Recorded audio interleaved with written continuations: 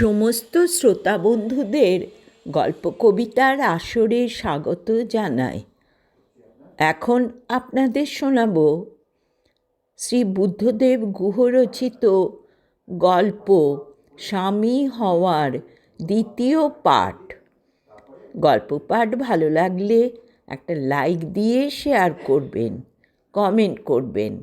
আপনাদের কাছে আমার বিনীত অনুরোধ, এখনও যারা এই চ্যানেলকে সাবস্ক্রাইব করেননি, দয়া করে সাবস্ক্রাইব করে বেল আইকনটি প্রেস করবেন, যাতে করে এই চ্যানেলে কোনো গল্প, উপন্যাস বা কবিতা আপলোড হলে আপনাদের কাছে সহজেই পৌঁছে যায়।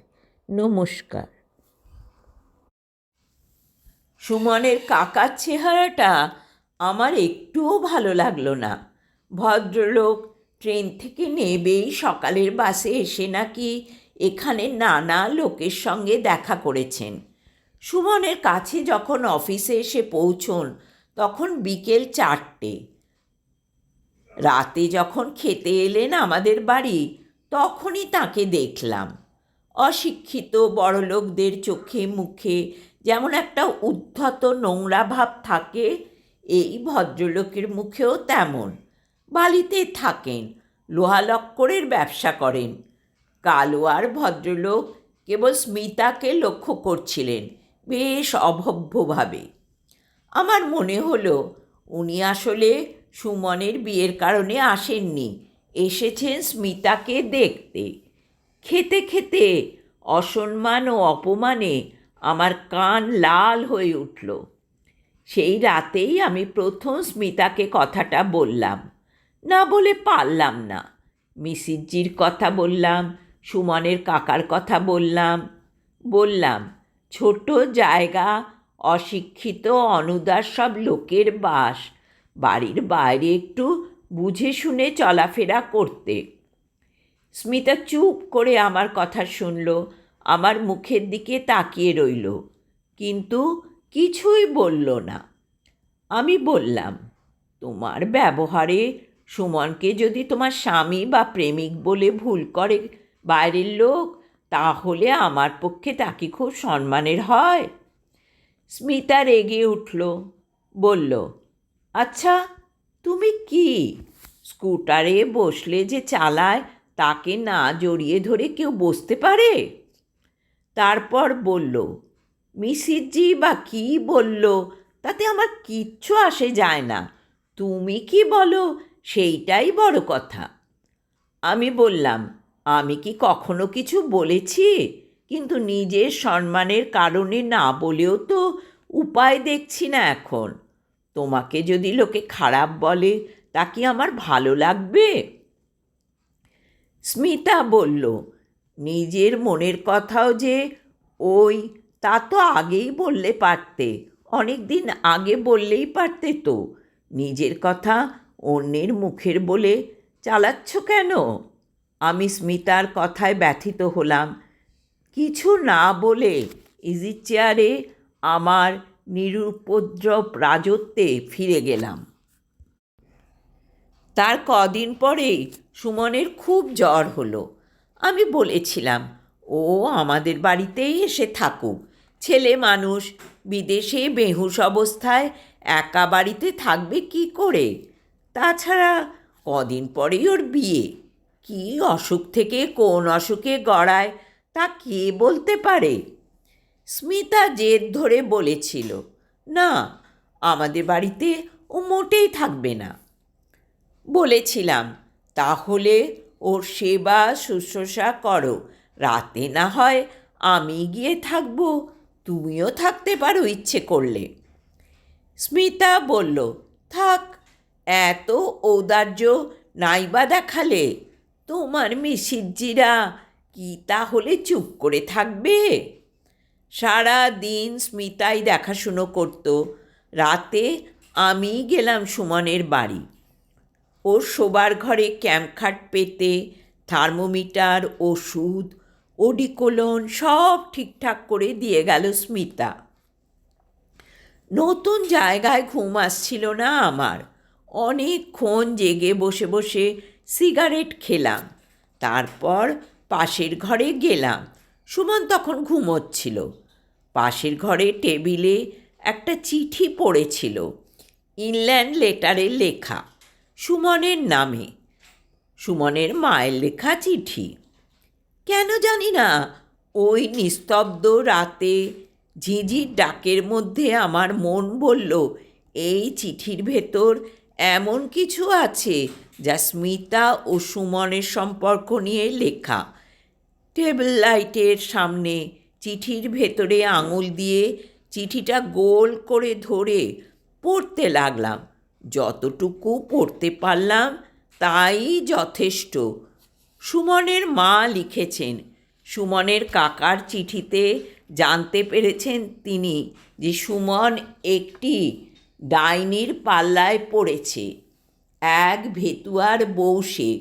সুমন জানে না যে সুমনের কত বড় সর্বনাশ সেই মেয়ে করছে ও করতে চলেছে। সুমন ছেলে মানুষ, মেয়েদের পক্ষে কি করা সম্ভব আর কি অসম্ভব সেই সম্বন্ধে ওর কোনো ধারণাই নেই। সুমনের ভাবি শ্বশুরবাড়ির লোকেদের কোনো আত্মীয়ের কাঠের ব্যবসা আছে লাতেহারে। তাঁরাও খোঁজ নিয়ে জেনেছেন যে সুমনের কাকা যা জানিয়েছেন তা সত্যি। পাত্রীপক্ষ বেঁকে বসেছেন। ওই বজ্জাত স্ত্রীলোকের সঙ্গে সব সম্পর্ক ত্যাগ না করলে এবং বিয়ের পরেই ওখান থেকে ট্রান্সফার নিয়ে চলে আসার চেষ্টা না করলেই বিয়ে হবে না। এত সুন্দরী ও বড়লোকের মেয়েও আর পাওয়া যাবে না। তাদের দেও পণের টাকাতেই সুমনের বোন মিনুর বিয়ে হয়ে যাবে।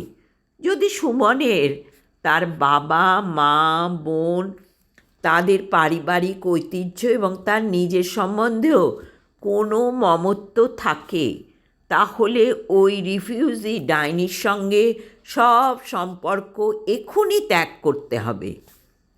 সুমরে ট্রান্সফারের জন্য অথবা সেই ডাইনির ভেড়া স্বামীর ট্রান্সফারের জন্য পাটনাতে তাঁরা মুরব্বি লাগিয়েছেন। সুমনের সমস্ত ভবিষ্যৎ ও তার কচি মাথা ওই ডাইনি কাঁচা চিবিয়ে খাচ্ছে। অমন ছেনাল মেয়ে ছেলের কথা ওরা জন্মে শোনেনি। বড় ভুল হয়ে গেছিল আমার। হাওয়াইয়ের ইতিহাসটা বাড়িতে রেখে এসেছিলাম। আমার ঘুম হবে না, কামেহামেয়ার সঙ্গে থাকলেই ভালো করতাম।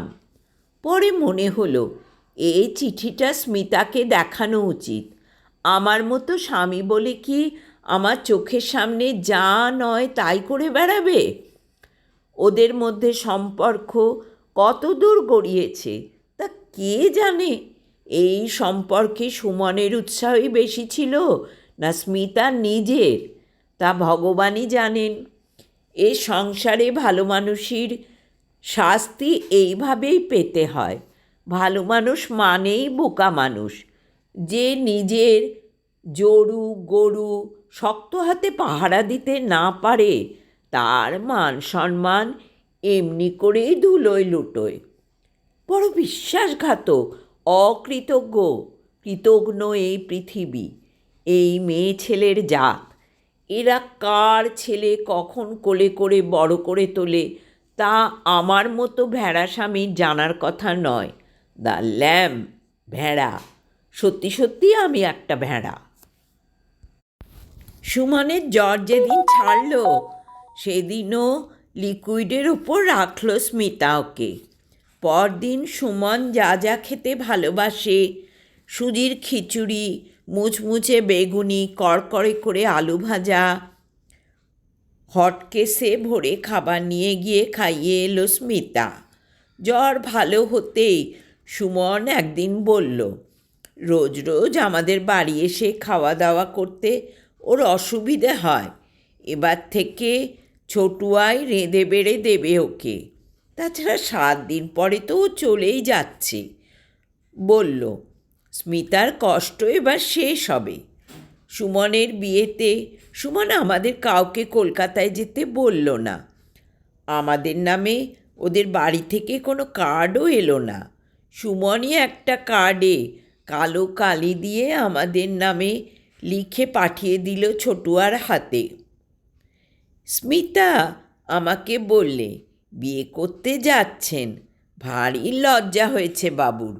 বিয়ে যেন আর কেউ করে না, নিজে হাতে কার্ড দিতে লজ্জা। সুমন যেদিন যায় রাঁচি হয়ে গেল ও। আমরা বাস স্ট্যান্ডে ওকে তুলে দিয়ে এলাম।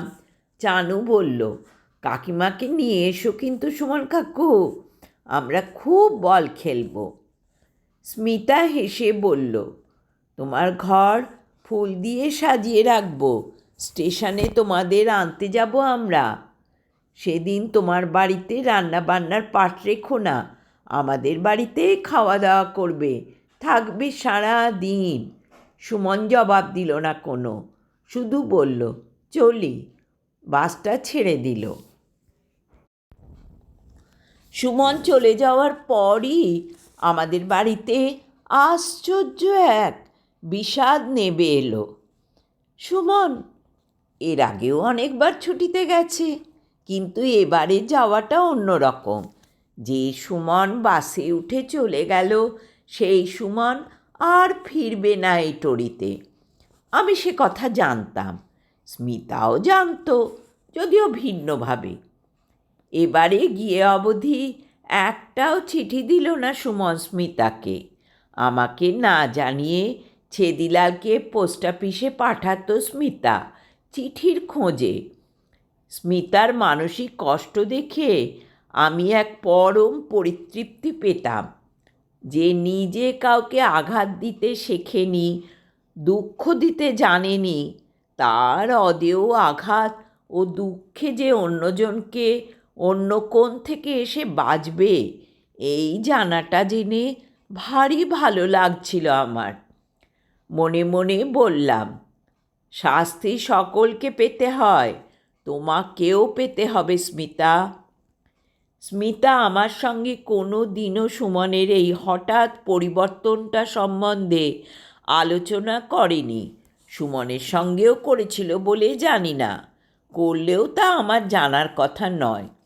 ওদের সম্পর্কটা গভীর ছিল বলেই সুমনের হঠাৎ পরিবর্তনের আঘাতটা স্বাভাবিক কারণেই বড় গভীরভাবে বেজেছিল ওর বুকে।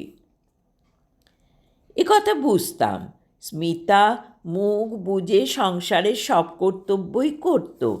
আমাকে খেতে দিত, জামা কাপড় এগিয়ে দিত, লেখাপড়ার টেবিল গুছিয়ে রাখত, শোয়ার সময় মশারি গুজে দিত, তারপর নিজে বারান্দায় গিয়ে বসে থাকত। মাঝরাতে উঠে বাথরুমে যেতে গিয়ে দেখতাম স্মিতা বারান্দায় বসে আছে অন্ধকারে। বলতাম, শোবে না? পরে অস্ফুটে বলতো ও। শুধোতাম, মশা কামড়াচ্ছে না? ও বলতো, না। আমি মনে মনে বলতাম, পোড়ো, নিজের কৃতকর্মের আগুনে পুড়ে মরো নিজে। ব্যাটারিতে চলা একটা রেকর্ড প্লেয়ার ছিল আমাদের বাড়িতে, বিয়ের সময় কে যেন দিয়েছিল। তাতে ওই সময় একটা গান প্রায় চাপাতো স্মিতা, রবি ঠাকুরের গান। মোরা ভোরের বেলা ফুল তুলেছি, দুলেছি দোলায়, বাজিয়ে বাঁশি গান গেয়েছি বকুলের তলায়, ইত্যাদি ইত্যাদি। প্রথম লাইন পুরনো সেই দিনের কথা। রবীন্দ্রসঙ্গীত সম্বন্ধে আমার কোনো আসক্তি নেই, খুব বেশি শুনিও নি, কিন্তু ওই গানটার মধ্যে একটা চাপা দুঃখ ছিল, সেটা আমার অসহ্য লাগত। একদিন স্মিতা সন্ধেবেলায় পাণ্ডে সাহেবের বাড়িতে গিয়েছিল চানুকে নিয়ে, তার মেয়ের জন্মদিনে। সেই সময় তাক থেকে বই নামাতে গিয়ে আমার হাতে ধাক্কা লেগে রেকর্ডটা মেঝে পড়ে ভেঙে গেল। আমি কি অবচেতন মনে রেকর্ডটাকে ভাঙতেই চেয়েছিলাম, জানি না। বুধায়ের মা শব্দ শুনে দৌড়ে এলো। আমি বললাম, বই নামাতে গিয়ে পড়ে গেল, এগুলো তুলে রাখো, বৌদি এলে দেখে যে কি বলবে বৌদিই জানে। স্মিতা ফিরে এসে শুনল ও ভাঙা টুকরোগুলোকে ফেলে না দিয়ে যত্ন করে তুলে রাখল। আমাকে কিছুই বলল না, জবাবদিহিও করল না। আরেকটি বার আয় রে সখা, প্রাণের মাঝে আয়, মোরা সুখে দুঃখের কথা কব, প্রাণ জুড়াবে তাই। খেতে দাও বলে চেঁচিয়ে উঠলাম। কখনোই চেঁচাই না আমি, কিন্তু সে রাতে চেঁচালাম, কি জানি কেন। স্মিতা আমাকে খেতে দিল, চানুকে খাওয়ালো। আমি বললাম, খাবে না? নিরুত্তাপ গলায় বলল, তোমরা খাও। এই তো খেলাম, খিদে নেই, পরে খাবো। আমি বুঝতে পারছিলাম স্মিতা আমার কাছ থেকে অনেক দূরে সরে যাচ্ছে। বুধায়ের মা বলল, তুমি বিমার পড়বে মাইজি, কিছুই খাওয়া দাওয়া করছো না তুমি। স্মিতা ওকে ধমকে বলল, তুমি চুপ করো তো, অনেক খাই। আমি আঁচাতে আঁচাতে ভাবছিলাম, সুমন চলে যাবার পর সত্যিই অনেক রোগা হয়ে গেছে স্মিতা। কিন্তু কি বলবো, কেমন করে বলবো ভেবে পেলাম না। শুধু বললাম, নিজের শরীরের অযত্ন করলে নিজেই ঠকবে। স্মিতা আমার কথার কোনো জবাব দিল না। আমার হাতে লবঙ্গ দিল, রোজ যেমন দেয়। তারপর আমার সামনে থেকে নিঃশব্দে চলে গেল। কাল সুমনরা আসবে। স্মিতা আর আমি দুজনে গাড়ি নিয়ে রাঁচি গিয়ে ফিরাইলালের দোকান থেকে সুমন আর সুমনের স্ত্রী অলকার জন্য আমাদের সাধ্যাতীত প্রেজেন্ট কিনে এনেছি।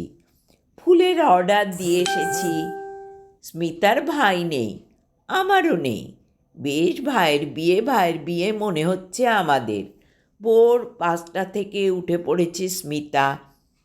এ কদিনে অনেক রোগা হয়ে গেছে ও সত্যি, কিন্তু চেহারাটা যেন আরও সুন্দর হয়েছে। চোখ দুটি আরও বড় বড়, কালো কাজল টানা। বিরহ মানুষকে সুন্দর করে, চোখের সামনেই দেখছি। অন্যান্য রান্না করতে না করতেই মাছ এসে গেল। দই মাছ করেছে, কাতলা মাছের। খুব ভালোবাসে সুমন। মুড়িঘণ্ট, মাছের টক, মুরগির কারি, পোলাও, সঙ্গে তো মিষ্টি রাবড়ি আছেই। রাতের জন্য আরও বিশেষ বিশেষ পদ, ফিশ রোল। আমি অফিসে একবার বুড়ি ছুঁয়েই চলে এসেছি। অফিসে সুমনের সব সহকর্মীরা উৎসুক হয়ে আছে কখন ওরা এসে পৌঁছয় তার প্রতীক্ষায়। আমার এখানেই চলে আসতে বলেছি সকলকে, সুমনের বড় ভাইয়া হিসেবে। ওদের সকলের জন্য মিষ্টি টিষ্টিও এনে রেখেছি, বউ দেখে মিষ্টিমুখ করে যাবে বলে। স্মিতা রান্নাবান্না এগিয়ে নিয়েই সুমনের কোয়ার্টারে গেল ফুলশয্যার ঘর সাজাতে।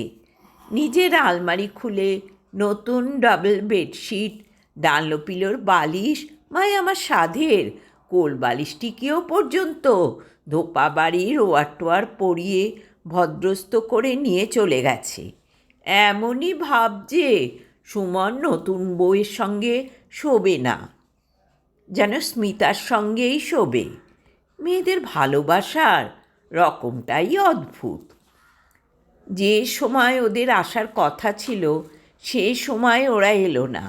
আমি দুবার খোঁজ নিলাম অফিসে, কোনো ফোন এসেছে কি না রাঁচি থেকে তা জানার জন্য। রাঁচি এক্সপ্রেস ভোরেই পৌঁছয়। রাঁচি থেকে আসা সব বাসও চলে গেল। দুপুরের খাওয়া দাওয়া সব তৈরি। এমন সময় আমাদের অফিসে চৌধুরী এসে বলল যে সুমন চিঠি লিখেছে যে প্লেনে আসছে কলকাতা থেকে। এয়ারপোর্ট থেকে ট্যাক্সি নিয়ে সোজা আসবে এখানে, বিকেল বিকেল পৌঁছবে রাঁচির মেইন রোডের কোয়ালিটিতে লাঞ্চ করে। ও আমাকে কিচ্ছু জানায়নি শুনে চৌধুরীও অবাক হয়ে গেল। স্মিতাকে জানালাম, বললাম, চলো তাহলে, বসে থেকে আর লাভ কি, আমরাই খেয়ে নিই। স্মিতা আমাকে খেতে দিল, কিন্তু নিজে খেলো না। বলল, সারা দিন রান্নাঘরে ছিলাম, গা বমি বমি করছে। স্মিতা এই খবর শুনে স্তম্ভিত হয়ে গিয়েছিল। ওর আনত চোখে বড় ব্যথা দেখলাম।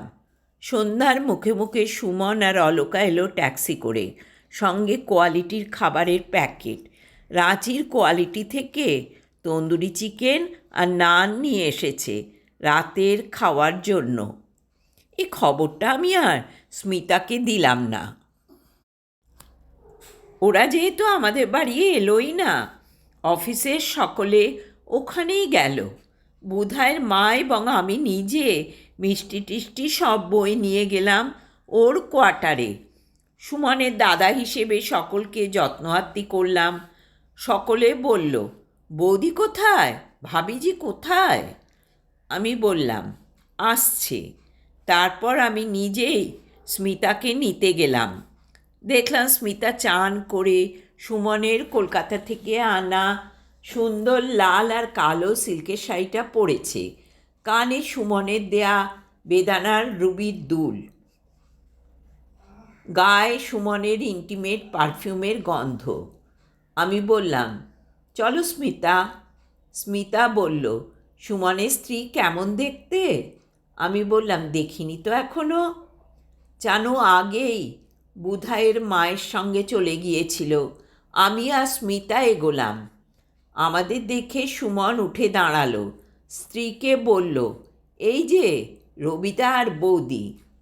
সুমনের স্ত্রী উঠে দাঁড়িয়ে হাত জোর করে আমাকে নমস্কার করলো, স্মিতার দিকে ফিরেও তাকালো না। সুমন ঠান্ডা গলায় বলল, বৌদি কেমন হয়েছে আমার বউ? স্মিতা খুব নিচু গলায় বলল, ভালো, খুব ভালো। বলেই বলল, তোমরা খেতে রাতে আমাদের ওখানে যাবে তো? অলকা কাট কাট গলায় সুমনের দিকে তাকিয়ে বলল, রাতের খাবার তো নিয়ে এসেছি রাঁচি থেকে, কষ্ট করার কি দরকার ওদের? স্মিতা কিছুই বলতে পারল না। আমি বললাম, তোমরা যা ভালো মনে করো করবে। অফিসের সহকর্মীরা হৈ হৈ করে উঠল, বলল, ইয়ার্কি নাকি? দাদা বৌদি কাল রাঁচি থেকে বাজার করে আনলেন, সারা দিন ধরে রান্না করলেন বৌদি, আর তোমরা খাবে না মানে? এ কেমন কথা? অলকা আমাকে বলল, তাহলে এখানেই যদি পাঠিয়ে দেন, আমরা বড় টায়ার্ড। জানো, কিছুক্ষণ সুমনের কোলের কাছে ঘেঁষাঘেঁষি করে বুঝল যে সুমনের ওপর তার যে নিরঙ্কুশ দাবি ছিল তা নেই। শাড়ি পরা একজন নতুন মহিলা এখন তার সুমন কাকুর অনেকখানি নিয়েছে। সুমন কাকু বল খেলল না, তাকে কাঁধে চড়ালো না, তাকে তেমন আদরও করল না। দেখে সে তার মায়ের আঁচলের কাছে সরে গেল। শিশুরা আদর যেমন বোঝে, অনাদরও। স্মিতা সুমনকে বলল, তাহলে তাই হবে, খাবার সব এখানেই পাঠিয়ে দেব। কটায় পাঠাবো? 9টা নাগাদ? সুমন এই প্রথমবার চোখ তুলে তাকালো, স্মিতাকে দেখল। ওর ভালোবাসায় মোড়া শাড়িতে ওর আদরে দেয়া রুবির দুল পরা স্মিতা। কিন্তু স্মিতা যে খুব রোগা হয়ে গেছে তাও নিশ্চয়ই ওর চোখে পড়ল। সুমনের চোখ দুটি এত আনন্দের মাঝেও হঠাৎ ব্যথায় যেন নিষ্প্রভ হয়ে উঠল। এক মুহূর্ত স্মিতার মুখে তাকিয়ে চোখ নাবিয়ে নিয়ে বলল, আচ্ছা বৌদি, 9টার সময় পাঠিয়ে দিও। সঙ্গে সঙ্গে সুমনের স্ত্রী সুমনের দিকে তাকালো। স্মিতা চানুকে নিয়ে পায়ে হেঁটে বাড়ি চলে গেল। আমি রয়ে গেলাম। তক্ষুনি চলে গেলে খারাপ দেখাতো। চেনা জানা এত লোক চারপাশে, কত লোক কত কথা বলছিল, রসিকতা, হাসি, ঠাট্টা। ওদের শোবার ঘর ভারী সুন্দর করে সাজানো হয়েছে, এ কথা সকলেই বলল। অলকা কোনো মহিলাকে জিজ্ঞাসা করল, কে সাজালেন শোবার ঘর? তিনি বললেন, রবিদাদার স্ত্রী স্মিতা বৌদি। অলকা বলল, তাই বুঝি? অতিথিরা একে একে প্রায় সকলেই চলে গেলেন। বুধাইয়ের মা আর ছোটুয়া যতক্ষণ না ওদের খাবার নিয়ে এলো ততক্ষণ আমাকে থাকতেই হলো। বুধাইয়ের মা এসে বলল, বৌদির শরীর খারাপ, সারা দিন রান্নাঘরে ধকল গেছে, বাড়ি গিয়েই শুয়ে পড়েছিল। এই খাবার দাবার কোনো রকমে বেড়ে দিয়ে আবার শুয়ে পড়েছে। তারপর বুধাইয়ের মা সুমনের দিকে তাকিয়ে বলল, বৌদি আসতে পারল না। সুমন একটু অন্যমনস্ক হয়ে গেল কথাটা শুনে।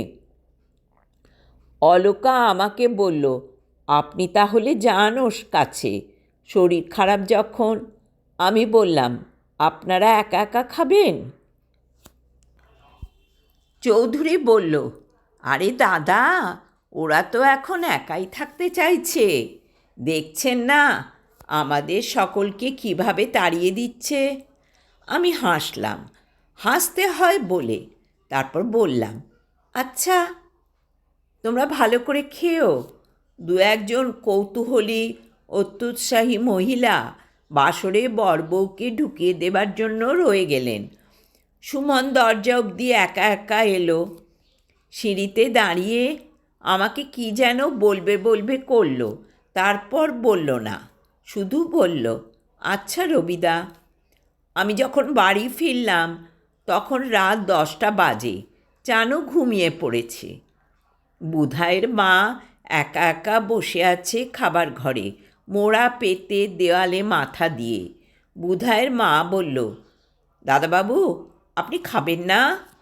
বৌদি খেয়েছেন? বৌদির শরীর ভালো না, শুয়ে রয়েছেন। আমি বললাম, আমাকে এক গ্লাস জল দাও বুধাইয়ের মা, আমিও খাবো না, শরীর ভালো নেই। বুধাইয়ের মা জল এনে হঠাৎ দীর্ঘশ্বাস ফেলল। আমি চমকে উঠে তাকালাম তার দিকে। তার চোখেও দেখলাম বড় ব্যথা। বললাম, তুমি খেয়ে শুয়ে পড়ো বুধাইয়ের মা। বুধাইয়ের মা বলল, আমারও খিদে নেই একদম। শোবার ঘরে গিয়ে দেখি স্মিতা সেখানে নেই। পাশের ঘরে ঢুকলাম, দেখি চানুর পাশে স্মিতা উপুর হয়ে সন্ধ্যাবেলা সেই লাল কালো সিল্কের শাড়িটা পরেই শুয়ে আছে। ওর হালকা ছিপছিপে সুন্দর গড়নে চানুর পাশে অল্প বয়সী ওকে চানুর মা বলে মনেই হচ্ছে না। আমি কাঠখোট্টা লোক, বুঝি কম, ভাবি কম, কিন্তু কেঁদে কেটে ঘুমিয়ে পড়া আমার চেয়ে 10 বছরের ছোট আমার ছেলে মানুষ স্ত্রীর দিকে অনেকক্ষণ চেয়ে রইলাম দরজায় দাঁড়িয়ে। তারপর ঘরে ফিরে জামা কাপড় পায়জামা গেঞ্জি পরে আমি ইজি চেয়ারে শুলাম। অন্ধকার রাতে তারারা সমুজ্জ্বল। জঙ্গলের দিক থেকে মিশ্র গন্ধ আসছে হাওয়ায় ভেসে। শিয়াল ডাকছে লাতেহারের দিকের রাস্তা থেকে। গো গো করে মাঝে মধ্যে দু একটা মার্সিডিজ ডিজেল ট্রাক যাচ্ছে দূরের পথ বেয়ে। আজ বাইরের রাত বড় বিধুর। রাতের পাখিরা একে অন্যের সঙ্গে কথা বলছে। ঝিঝির একটানা ঝিনঝিনি রবের ঘুমপাড়ানি সুর ভেসে আসছে জঙ্গলের দিক থেকে। ইজি চেয়ারে শুয়ে আমি কত কী ভাবছিলাম। এমন সময় ঘরে একটা মৃদু খসখস শব্দ হলো। পারফিউমের গন্ধে ঘরটা ভরে গেল।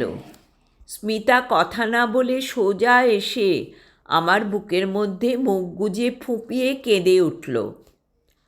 আমার মধ্যে যে খারাপ মানুষটা বাস করে সে বলল, আঘাত দাও ওকে, এমন শিক্ষা দাও যে জীবনে যেন এমন আর না করে। ওর প্রতি এক তীব্র ঘৃণা ও অনীহাতে আমার মন ভরে উঠল, ভীষণ নিষ্ঠুর হয়ে উঠল আমার মধ্যেকার সেই আমিত্বময় সাধারণ স্বামী। কান্নার বেগ কমলে আমি বললাম, কি হলো?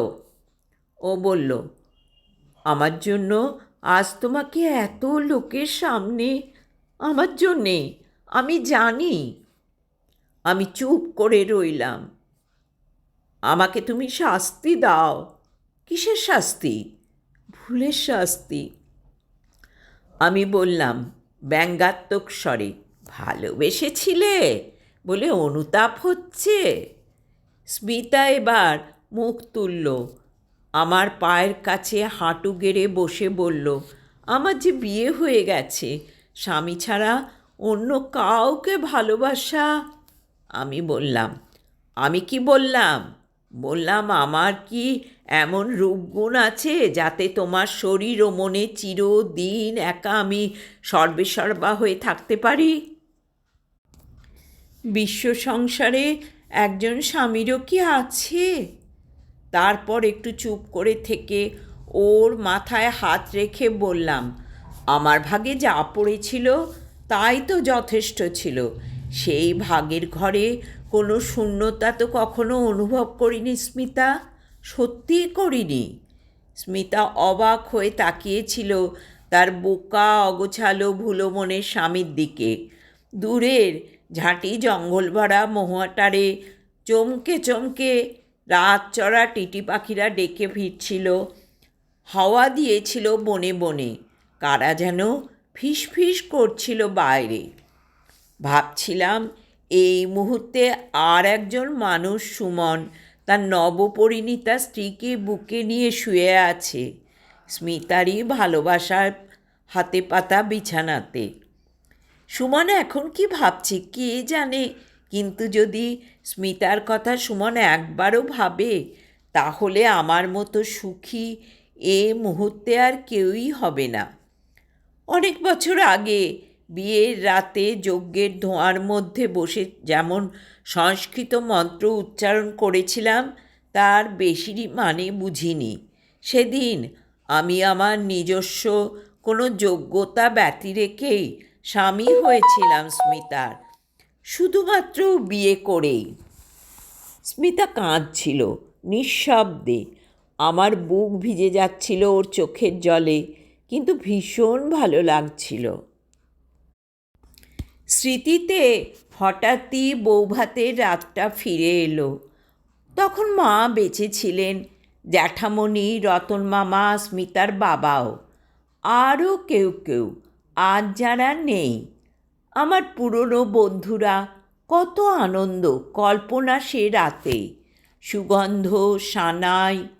স্মিতার মাথায় হাত রেখে বসে থাকতে থাকতে হঠাৎ মনে হলো যে আমি টোপর মাথায় দিয়ে সমারোহে গিয়ে স্মিতাকে একদিন তার পরিবারের শিকড়সুদ্ধ উপড়ে এনেছিলাম, তার সঙ্গে যে মানুষটা তার স্ত্রীর সুখে দুঃখে জড়াজড়ি করে অনেক অবিশ্বাস ও সন্দেহ পায় মারিয়ে বিবাহিত জীবনের কোনো বিলম্বিত মুহূর্তে সত্যি স্বামী হয়ে উঠলাম, তাদের দুজনের মধ্যেই বিস্তর ব্যবধান।